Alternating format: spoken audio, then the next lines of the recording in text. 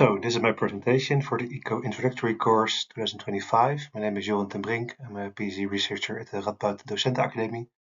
And my research is about professional identity tensions of teachers. I think personally it's a fascinating topic. I'm really happy with studying this phenomena. And I think it gives me the opportunity to really grasp the core of the profession of being a teacher. What does it mean to be a teacher? What's challenging? What gives tensions? What gives fulfillment? And I think professional identity tensions also exist outside of the educational field. For me personally, as a researcher, I sometimes also struggle with identity tensions. For example, when I want to make an impact on society and help teachers staying mentally healthy. And then I think sometimes, is my approach really helping in this, or is it too indirect? And maybe as a researcher yourself in your previous career, you also had that experience sometimes that you struggle or feel some friction in your job or in your working life, and there can be some kind of dilemma or some kind of tension around who do I want to be? Can I be the person I want to be, the professional I want to be? And now we're going to focus on the problem statement of the first study, because that's the aim of this video. What we're going to do in the overall study is we're going to follow 600 teachers in how their identity tensions develop over time and how it affect their well-being, their stress and their burnout or intention to leave the profession. But in order to do that, we first have to develop an instrument that can measure these professional identity tensions in a right way. And that's also part of our problem statement, that we believe right now there is not a fitting instrument to do this, because there is a quantitative instrument that measures professional identity tension, but in our opinion, it focused too much on early career teachers, and also there's no clear distinction between when a tension is a normal work tension or when is it a real identity tension. So that's also what we try to add. We're gonna base our research design or our instrument on a few theoretical pillars. One of them is professional identity. I'm not sure if you are familiar in this research topic, but in Holland, Bayard et al. Wrote a lot about this. The questions: who am I as a teacher? What kind of teacher I want to become? And after this, also Marieke Pill in 2013 researched professional identity tensions, so the tensions that arise in developing a professional identity or throughout your career. And she believes it stems from an imbalanced personal and professional side of becoming a teacher. So the friction that can arise between you as a person and you as a professional. We believe the teacher you are is so related or so close to the person you are that sometimes there is no friction between that, or it's hard to distinguish. And therefore we focus more on the second expression, that a conflict or an experienced conflict by beginning teachers is most of the time between something they desire and what's possible in reality. So more has to do with idealism, ambition, and in that case. And therefore we come with a third theoretical background, and that's the self-discrepancy theory from Higgins. And he describes that everyone has different selves. In this case, an actual self, ideal self, and odd self, where actual self is the teacher you are right now. The ideal self is the teacher you ideally want to be, and the odd self can be more morally focused, like which duties do we have as a teacher, but also like L'Oreal and Kokone expressed later on, they see the odd self more as the socially prescribed self, or the teacher you ought to be in the eyes of others, for example, society, colleagues, parents, and therefore become more like an external expectation put on you as a teacher. And what we try to add to the current literature and the current instrument is that it's eligible for teachers in every career phase, so not just focused on beginning teachers, but also make a comparison between experienced teachers. That there are clear definitions of when a tension is an identity tension. A conceptual framework based on the self-discrepancy, so the discrepancy between ideal, odd, and actual, and also to include morality and moral stress, because I personally believe that a lot of these identity tensions has to do with morality. When am I a good teacher? What's the professional standard or norm? So I think this is heavily related.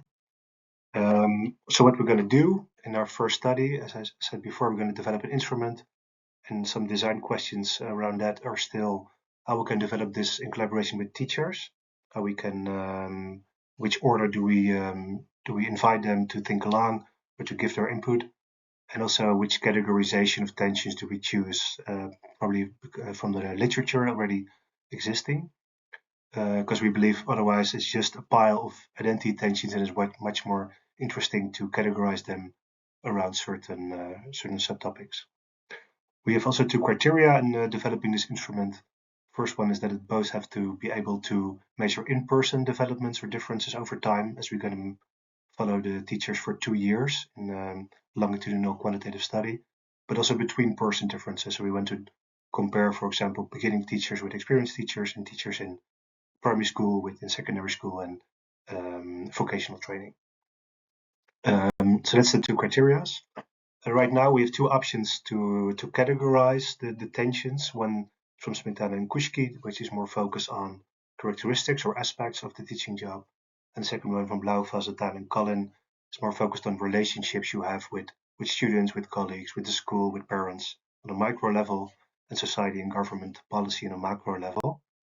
And we didn't develop it yet, so we're still in the beginning of developing this instrument. But our approach right now is that we want to make in each category 5 vignettes or statements, like in discussion with parents, I stay calm and professional. That you have to score yourself from your actual self in a 7-point Likert scale on this. And then we answer two questions like, how close is this to your ideal self as a teacher? And how close is this answer to your odd self? And there we measure the discrepancies from the discrepancy theory. And then later on, per category, we'll ask also how much this gap or this discrepancy results in distress or tension, because not every discrepancy necessarily have to be in attention or identity tension, because some discrepancies can be easily accepted or even be celebrated as identity boosting. The last part here is about the procedure we see for the upcoming period, and that's first a categorization based on literature. The second one is a focus group with teachers, to invite them to give their the anecdotes or their experiences in their work, to come up with this 5 vignettes per category. Then we're going to make a pilot version of the instrument that we're going to do a pilot study with. We're going to invite scientific experts to also discuss the primary results of this. We're going to have a second pilot study, and then we're going to try to validate this questionnaire in order to next September to be able to start the data collection with this instrument. The theoretical reference and the practical reference. I think the theoretical relevance is that it can compare the career phases, so beginning teachers, which have different kind of struggles, tensions than experienced teachers probably, and that's not being examined so far. Also, the comparison between the educational domains, so which kind of tensions, identity tensions, are experienced in primary school, secondary school, and vocational training. Second one is a conceptual exploration, to give a clearer conceptualization of what a professional identity tension is, also based on the self-discrepancy theory, and also a clear distinction between what kind of tensions are there, so normal work tensions, identity tensions, when do we speak of an identity tension, and how does it play out? And also combining person and context factors, because I think the ideal self is more person-focused, the odd self is more context-focused, and both play, of course, a role in your well-being as a teacher and in developing certain tensions. And there's interdependency between this ideal odd and person and context focus, and we also try to bring this literature in this regard a step further. Practical relevance is that it can become an instrument to prevent burnout for attrition for school leaders. In the schools, I really heard that they struggle with supervising the teachers in this aspect.